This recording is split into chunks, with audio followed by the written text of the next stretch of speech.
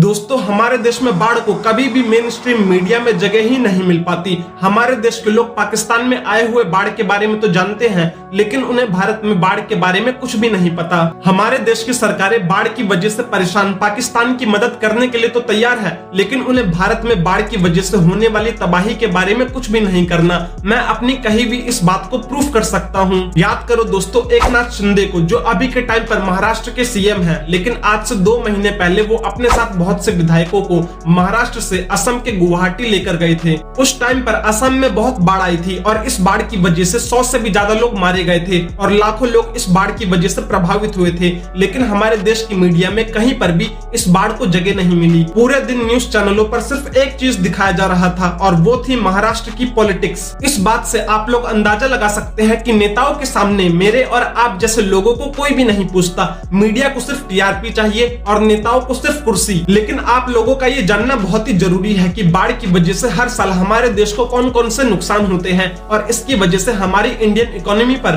कौन कौन से नेगेटिव इम्पैक्ट पड़ते हैं। देखिए, पूरी दुनिया भर में बाढ़ की वजह से जितनी भी मौतें होती है, उसमें से 20% मौतें अकेले भारत में हो जाती है। अगर मैं आपको डाटा के हिसाब से बताऊं तो एवरेजली हर साल 1650 लोग हमारे देश में सिर्फ बाढ़ की वजह से मारे जाते हैं। वर्ष 1980 से 2017 के बीच में भारत में टोटल 235 मेजर फ्लड्स आए थे और इसकी वजह से भारत में टोटल 1,26,286 लोग मारे गए थे और इस बाढ़ की वजह से 1.93 बिलियन लोग अफेक्ट हुए थे। इस बाढ़ की वजह से हमारी इंडियन इकोनॉमी को टोटल 58.7 बिलियन डॉलर्स का नुकसान पहुंचा था। और हमारे देश में हर साल प्राकृतिक आपदाओं की वजह से जितना भी नुकसान होता है, उसमें टोटल 68% का नुकसान अकेले बाढ़ हमारे देश को पहुंचा देता है। वर्ष 2018 में राज्यसभा में एक डाटा दिया गया था, जिसके अकॉर्डिंग हमें उस साल में बाढ़ की वजह से टोटल 95,000 करोड़ का लॉस पहुंचा था और उस साल बाढ़ की वजह से 1808 लोग मारे गए थे। और उसी साल में जितने भी लोगों की मौत नेचुरल डिजास्टर की वजह से हुई थी, यानी कि प्राकृतिक आपदाओं की वजह से हुई थी,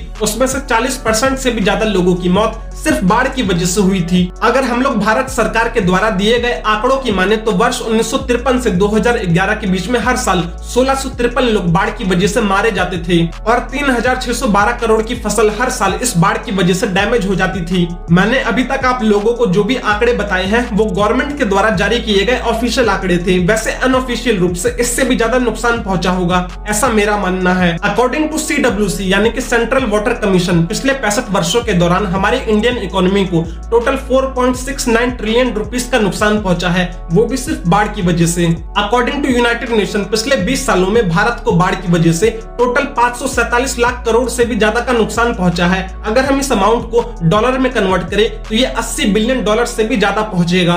इतने सारे पैसों से हमारे देश में 2.5 लाख से भी ज्यादा स्कूल खोले जा सकते थे और उन पैसों से इन स्कूलों को अच्छे तरीके से मैनेज किया जा सकता था। लेकिन सोचो दोस्तों, इतने सारे पैसे हमारे देश में सिर्फ बाढ़ में बह गए, लेकिन इसके बावजूद भी हमारी सरकारों के पास बाढ़ को रोकने के लिए कोई भी प्रॉपर मैनेजमेंट नहीं है। हमें आजाद हुए 75 साल से भी ज्यादा का समय बीत चुका है, लेकिन फिर भी हर साल हजारों लोग बाढ़ की वजह से मारे जाते हैं और लाखों लोग बेघर हो जाते हैं। करोड़ों अरबों रुपए की पब्लिक और प्राइवेट प्रॉपर्टी सिर्फ बाढ़ के पानी में बह जाती है। हमारे देश की इकोनॉमी को कितना ज्यादा नुकसान पहुंचता है, लेकिन इसके बावजूद भी हमारे देश की सरकारें बाढ़ को रोकने के लिए ठोस कदम तक नहीं उठाती। लेकिन ऐसा है ही क्यों? हमारे देश की सरकारों को ये सारी चीजें दिखाई क्यों नहीं देती? तो मेरे पास एक वैलिड रीजन है कि एक इंसान किसी प्रॉब्लम को तभी आइडेंटिफाई कर सकता है जब वो उस प्रॉब्लम को फेस करता है। लेकिन हमारे देश के मोस्टली नेता बूढ़े हैं, धोती पहनते हैं, उनके पास रहने के लिए एक अच्छा घर है, काम करने के लिए एक अच्छा सा ऑफिस है, ट्रैवल करने के लिए 5-6 स्कॉर्पियो है और सरकार ने उनकी सुरक्षा के लिए 5-6 गार्ड भी दिए हुए हैं। तो खुद सोच कर देखो कि इतनी सारी सुविधा होने के बाद एक नेता बाढ़ की प्रॉब्लम को कैसे फेस करेगा। वो ये कैसे समझेगा कि बाढ़ के टाइम पर आम जनता को कितनी ज्यादा मुश्किलों का सामना करना पड़ता है। हमारे देश के नेता जो 1 मिनट भी ट्रैफिक सिग्नल पर वेट तक नहीं कर सकते, उन लोगों को क्या पता कि बाढ़ होता क्या है। बस बाढ़ के नाम पर हेलीकॉप्टर और प्लेन में बैठकर नीचे देखने को बोल दो, अरे कितना पानी भर गया रे।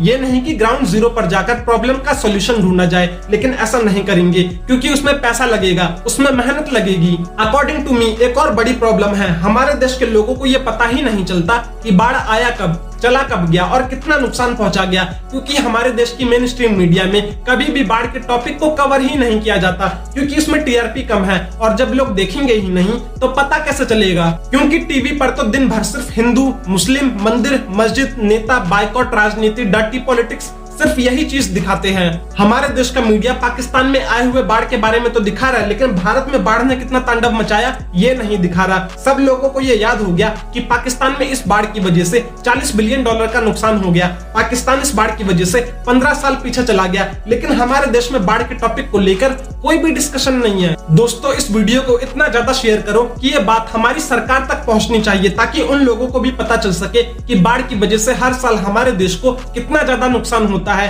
ताकि वो लोग इस प्रॉब्लम का सॉल्यूशन ढूंढने पर मजबूर हो जाए। मैं मिलता हूं आपसे नेक्स्ट वीडियो में किसी नए टॉपिक के साथ। तब तक के लिए जय हिंद, वंदे मातरम।